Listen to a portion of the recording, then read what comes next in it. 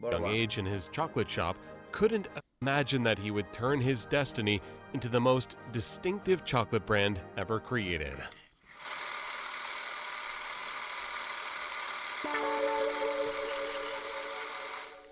Part 1. A Family Business. When Theodor Tobler was born in 1876 in the town of Bern, in the west-central part of Switzerland, Eu vou pôr isto com legendas para vocês, para quem for burro.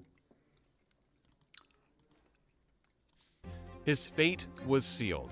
He had a regular childhood apart from one key difference. His father, Johann Jakob Tobler, was a chocolatier in the city. That meant that he grew up surrounded by chocolate. Even nieces and nephews of Johann would be sent home with pockets full of chocolate. And it was from this young age that Theodor developed an appetite for sweets. His father had completed an apprenticeship in a confectionery shop when he was a teenager, and after years of learning the trade, opened his own shop in 1868. This set the stage for his own children. Although things started small, Johann's products were so popular that production was lagging behind. He had to build a small factory to accommodate Lindo, was lagging behind. the demand. As Johann, better known as Jean, grew older, he prepared the business to pass on to his 3 children. In 1899, John opened the factory. Para quem não sabe, nós estamos a ver aqui a história de quem é que inventou o Toblerone, o chocolate. Pá, eu curto ver histórias de como pessoas criaram negócios tão bem sucedidos. É sempre uma inspiração para as coisas que se faz. Fabrique de Chocolat Bern, and the very next year, he retired from the operation altogether. Jean trusted his children with the business. His 2 sons took more interest than his daughter, but he couldn't have predicted how invested Theodore was. Just like Jean, Theodore had become captivated by the magic confectionery trade. He watched his father fill the town with joy through his confectionery and could think of nothing better than making his own mark on the industry. When Theodore was a teenager, his father's business was beginning to bloom. In those days, chocolatiers had an important job. Rather than testing and refining in factories, most confectionaries available on the street were designed and created by single chocolatiers. This meant that the knowledge passed down from one generation to the next was vitally important, and recipes were fiercely guarded. Theodore listened attentively as he learned how to make confectionery, how to manage the shop, and how the business was run. More than his brother or sister, Theodore was excited about creating his own brand of confectionery. He even built his own house next to the factory. But there was one thing that he thought was missing. Parece eu a construir o meu estúdio, o meu quarto dentro do escritório da Odol. Selling the product. Part 2. The Birth of Toblerone. When Theodore inherited the Fabrique de Chocolat Bern from his father, he immediately began experimenting. Over the next few years, he worked with his cousin Emil Baumann to test new recipes. Baumann was the nephew of Jean Tobler's wife and had been working as a production manager at the chocolate company. Together with Theodore, he was eager to develop a new product. It started when Baumann brought back white nougat from Metz, a city in northeast France. Theodore was inspired by the flavor and the crunchy texture and decided to incorporate them into a recipe of his own. The 2 cousins were experimenting in Tobler's kitchen one evening when they found the right balance of milk chocolate and nougat, which was made of almonds, honey, and sugar. The year was 1908, and Já vi essa cena dos bananas já. Já me estou a coçar todo. Já me estou a coçar todo, mano. Estou a comer um chocolate the agora. 2 created their masterpiece, a chocolate bar made up of white nougat, honey, almonds, and of course, Tobler's milk chocolate. Nobody else had a product like it. Nougat provided the hard texture of the candy, around which a coating of chocolate softened and melted in the mouth. Tobler and Baumann knew they had struck gold.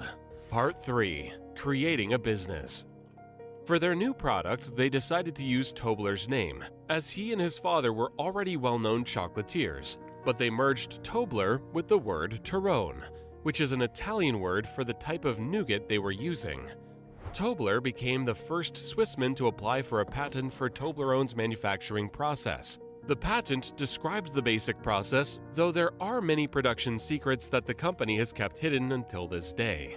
When it was released in 1908, the original packaging looked very similar to the one that survives today. It was advertised that it was the first patented Swiss milk chocolate. On its debut, there were plenty of critics. Está baixo o micro? Foda-se, peraí. Está baixo? Ai. Está melhor assim, deve estar melhor assim, ok. Caralho, é normal, eu estou a comer, eu não vou estar tipo... Não vou estar com o micro enfiado na boca. Some argued that it was an awkward shape to eat, and that the company would struggle to sell it. But Theodor Tobler remained committed to their design and saw the potential for a marketing sensation. And he was right. There was no other candy bar like Toblerone. The origin of the legendary triangular shape is hotly debated. Officially, the shape was used as an homage to the great Matterhorn mountain in the Swiss Alps. This is the image used in the product's imagery. These triangles are connected by a long base underneath, making them easy to break off one at a time. But others, including Theodor's sons, have claimed that... A sério, irmão? O Kevu lançou isso? Ele esteve aqui ontem para fazer aqui um vídeo comigo.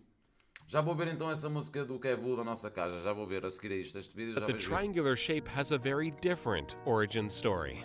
After one drunken night in Paris, Theodor Tobler watched the dancers of the Folies Bergère Theatre climb to the top of each other and form a pyramid.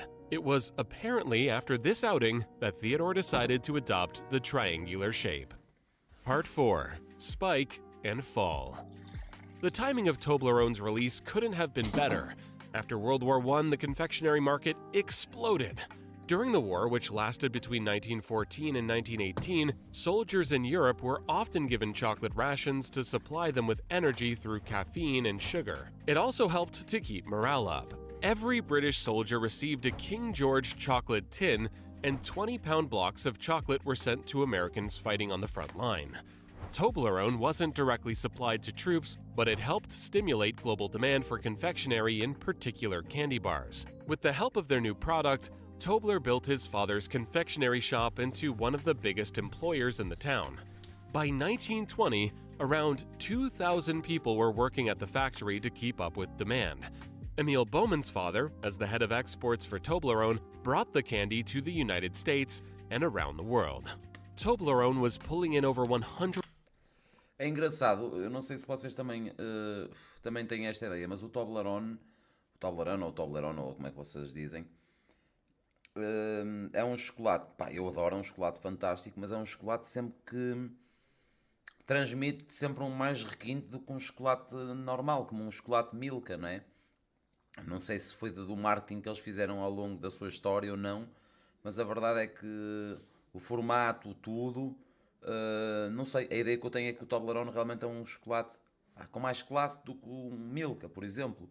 Atenção, eu adoro Milka e acho que Milka, mesmo a nível de chocolates, é provavelmente a marca das mais conhecidas e é fabulosa. O Milka de leite é fabuloso. Todos eles são fabulosos, os Dorel e não sei o que, é incrível, mas eu gosto muito desta, meu. E transmite-me classe este chocolate, não vos sei explicar porquê, provavelmente é pelo marketing que fizeram e que eu acabei por ver quando era miúdo, não sei. 100 million francs in revenue a year. That would be over $1 billion when adjusted for inflation today. By the 1920s, Europe and the rest of the world were addicted to Toblerone's signature taste and its novel shape. The eagle on the original packaging was removed to insert the Bernese bear, which is on the coat of arms of Theodor's hometown. He had transformed the town into a global landmark for confectionery lovers. But Toblerone... Isto é muito fixe, quando a malta das grandes empresas inclui alguma coisa da cidade natal deles, como o caso deste monte aqui, né? Em que acaba por fazer parte da embalagem, não digo para sempre, mas já está há muitos anos com essa montanha, já tinha reparado, e incluem isso na embalagem. Acho que é uma homenagem bonita ao sítio em si. Able to escape the Great Depression, which began in 1929 and dropped global GDP by 15%. Heavy industry, construction, and farming all tanked, and the knock-on effects of chocolate drove prices up for raw ingredients. Facing a massive debt, Theodor is replaced by a board of directors in the 1930s. Theodor died a multimillionaire in 1941, and since then, the chocolate brand has changed ownership a number of times, keeping the product afloat. It was able to remain independent until 1970 when it formed a partnership with the Swiss chocolate brand Suchard to form the Interfood Company. Since then, demand for the product exploded to become a worldwide icon, thanks to some ingenious marketing. Part 5. The Toblerone Legacy. Just as Tobler predicted, the shape brought... Estão a ver, não é à toa que eu vos estava a dizer aqui há uns minutos atrás que tenho a ideia que realmente o Toblerone é um chocolate com mais classe e não deixa de só apenas ser um chocolate. E o gajo acabou de dizer aqui que eles fizeram um marketing genial, ou seja, e realmente o marketing é mesmo muito importante para qualquer que seja o produto, meu, porque é o marketing e o brand awareness que se cria que faz o nome dos produtos ou das empresas, não é? Got more attention than anything, making it a magnet for advertising in print, TV, and film. And the 1971 film Charlie and the Chocolate Factory was partly filmed inside Toblerone's Bern factory. Wow. The giant Isto é muito engraçado, não fazia ideia desta merda. chocolate bar even makes a memorable appearance in the sitcom Friends. For many years, thanks in part to this advertising, Toblerone has been associated with air travel. Because of their large size and relatively high price, airport duty-free sections are usually stocked with Toblerone bars. Of these, the most eye-catching is the 1-meter-long chocolate bar. Since debuting as a small handheld chocolate bar, Toblerone has adapted to different consumer demands. The product now comes in 10 different sizes and weights, ranging down to miniature 200-gram blocks. The triangle has remained unchanged. It is Cadbury, por acaso não conheço esse chocolate, mas há um chocolate que eu sou maluco, que costuma ter no IKEA, mas que antes até tinha mais e em vários formatos, que é como é que se chama aquela merda mesmo? Os Dame, é assim uma merda, tipo, que tem é chocolate de leite por fora e por dentro é caramelo torrado, pá, é fabuloso, meu. become synonymous with Toblerone and the epitome of Swiss chocolate. The manufacturing process and shape are protected by intellectual property laws, preventing imitators from emerging.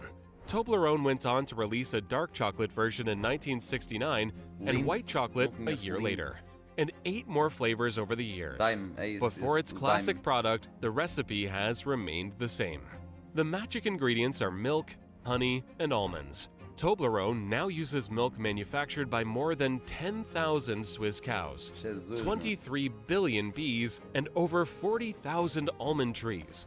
A closely guarded secret is the type of cocoa used, which is imported from the Ivory Coast and Latin America. It is now the world's most successful triangle, which has dissipated into the wider culture. There was a Toblerone line during World War II, a 10-kilometer series of fortifications along Switzerland, and there is a Toblerone building in Belgrade, Serbia, owing to its shape. The word has even made its way into computational fluid dynamics. Toblerones regularly appears on lists of the most recognizable logos in the world.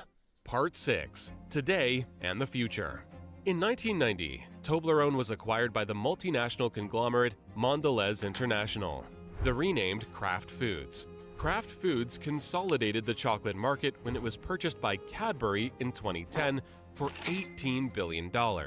Other brands owned by Mondelez International Foods consolidated the chocolate market when it was purchased by Cadbury in 2010 for $18 billion. 18 bilhões em 2010, que agora representa pá, aí, tipo o triplo, meu. Other brands owned by Mondelez International include Côte d'Or and Oreo. Mondelez International Company is number 2 in the global chocolate market, controlling 33%. Toblerone is still produced in its home of Bern and made exclusively in Switzerland. In 2021, over 3 million people consumed Toblerone chocolate bars. This helped to drive $31.5 billion in net revenue for its parent company, Mondelez International. Production has reached 500,000 tablets of 100 grams, 35 gram, and 50 gram bars per day. Altogether, Toblerone makes around 7 billion chocolate bars annually and exports about 97% of those around the globe. But more than 100 years after Toblerone's birth, its distinctive shape is beginning to be targeted by copycats. The Twin Peaks bar was launched by the British budget store Poundland in 2017. The company argued that the Toblerone was no longer distinctive enough to be a valid trademark. Toblerone defended their product and sued Poundland forcing them to stop production. In 2023, for the first time in Toblerone's history, it began producing some of its chocolate in Bratislava, Slovakia, more than 400 miles away from Bern. This is anticipated to be a huge blow for the company. Not only will it have to remove any references to being a product of Switzerland, but it will even have to remove any Swiss imagery, including the iconic Matterhorn peak. The impact on Toblerone's brand remains to be seen, but Theodore's product has risen to dominate the global chocolate market in its 115 years of existence. Using the secrets that his father taught him, Theodore took over a small Swiss chocolate shop and produced the most iconic candy bar of all time. Interessante, meu. Acho gosto muito de ver estas